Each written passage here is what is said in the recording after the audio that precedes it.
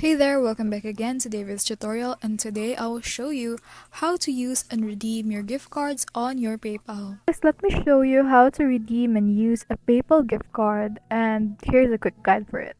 So you need first to log into your PayPal account, which is this one's mine right here.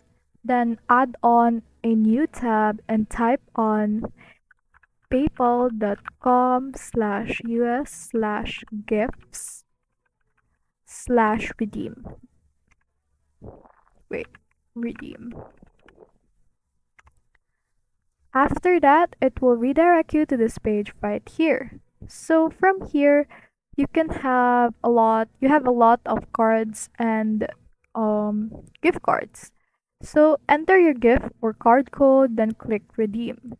You just want to click on that, or you can also add a card, or yes, you can add a card right here. You can also add that as a gift to your loved ones.